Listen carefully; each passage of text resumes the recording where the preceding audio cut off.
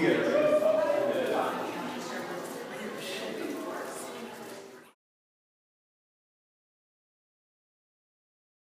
guys, it's Ruby here with Boulevard the Livewire. I'm here with Elena Barnhart at our MFA show, TOGTFO. Do you want to tell me a little bit about the show and like how'd you get the idea for it? I think the main idea is probably that women are marginalized in American culture, and the way that keeps happening is through how we learn our culture. It's not like laws or women as outsiders, it's culture teaches us what our place is. So I'm working with found consumer objects like beanie posters and stickers and found videos on YouTube to make art kind of pointing to these things happening. Very cool. So that was my next question is where did you get all these stickers for these two pieces behind us that are just like stickers? Most of them I actually got on the internet. I try to get them as cheaply as possible. Mostly eBay, Amazon, different sticker websites. I got a grant from school to purchase stickers to help because it costs a lot and I cost a lot. No, yeah. So what about the poster setup you have? Did you think about the same thing as well? A lot of eBay, weird ASU posters, mostly. Yeah, they're very cool. I noticed a lot from the 90s and stuff over there, so that's really interesting. Yeah, Eric Carter over there. All right, well, it's a very beautiful show. Thank you. Yeah, thanks. I got mine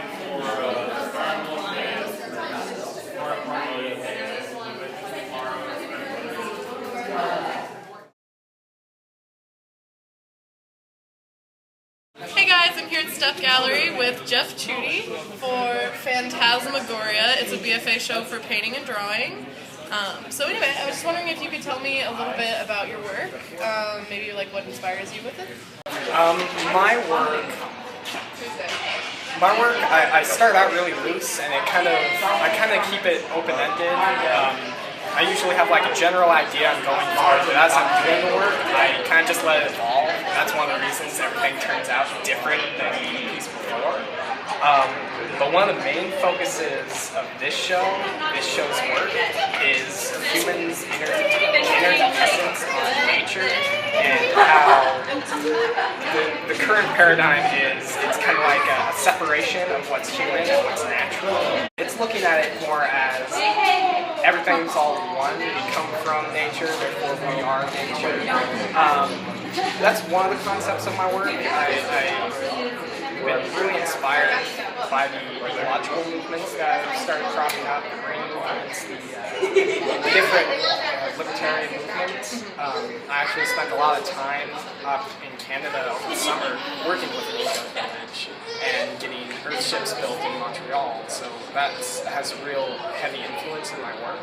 Another theme that presents itself in this show, because Phantasmagoria is the word defined is an association of loosely colorful imagery that's seen as in a fever dream. So it's very vivid and hard to grasp and keep hold of because it just kind of fades away. One of the themes of my work is the comet that's going to be passing by the Earth, I think in November, December. And that shows up in my work a lot, just as this really kind of romantic kind of idea of this celestial body passing by so close to the Earth, showing us that we're in this kind of cosmic dance, that if you misstep even a little, you really push yourself over. But no, we're keeping the balance so far, so that kind of shows up. That's really cool. So did you come up with the name for the show, or was it a group effort, or was it? I came up with the name. I got the name from that group in Montreal. They're still planning, to my knowledge, of doing a music festival titled Phantasmagoria, and they gave me the okay to use the title for my show, because I didn't want to steal their thought child. Yeah. It's so got permission, did all that. I'm happy, they're happy. I'm tipping my hat to them all the time. So yeah, well, that's great. Congratulations for getting your BFA show done. Thank you. It was a little stressful. I would imagine. All right, thank you so much. Thank you. Have a good night. You too.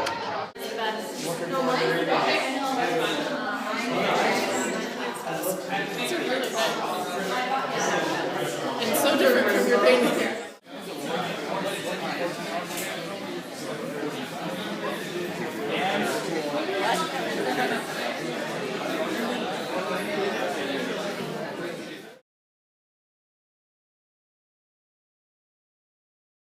Hey guys, I'm here at Gallery 100 with Ellen Anderson.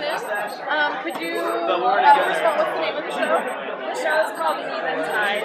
And you want to tell me maybe a little bit about it, about your work? So we named our show Eventide because Eventide basically means the closing or the twilight of something. So this is essentially like our twilight here at ASU, and it's the closing of our time here at the School of Art. So,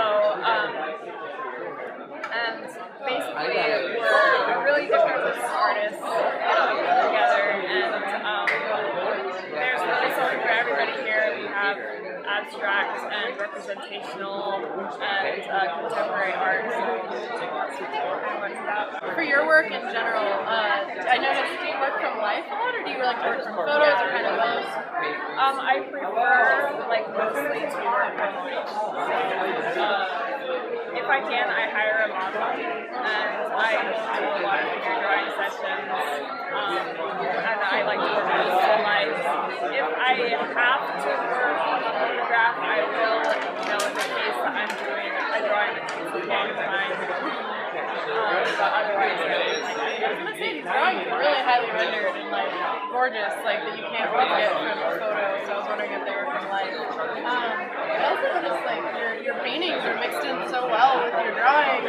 Yeah, I was happy because I like to draw a lot, and I was afraid that as a teenager, it would be kind of weird to have a lot of drawings, but I feel like drawing is one of my main loves. So I think that my theme is pretty solid, how I have black and white paintings and drawings. Yeah, they work really well. I was looking at one of your paintings and I was like, oh, that's a painting. Like I thought it was a drawing. So do you have a preference for which one? Like, I know for me as a painter, I feel like drawing is like important for painting. Like under drawings and whatever. What's your opinion on that? People always say learn the fundamentals first, and I think once you learn good drawing skills, then that will translate into better paintings, and it'll translate into more lifelike figures or objects. So, well, it's very cool. It's very beautiful work, and thank you for interviewing us.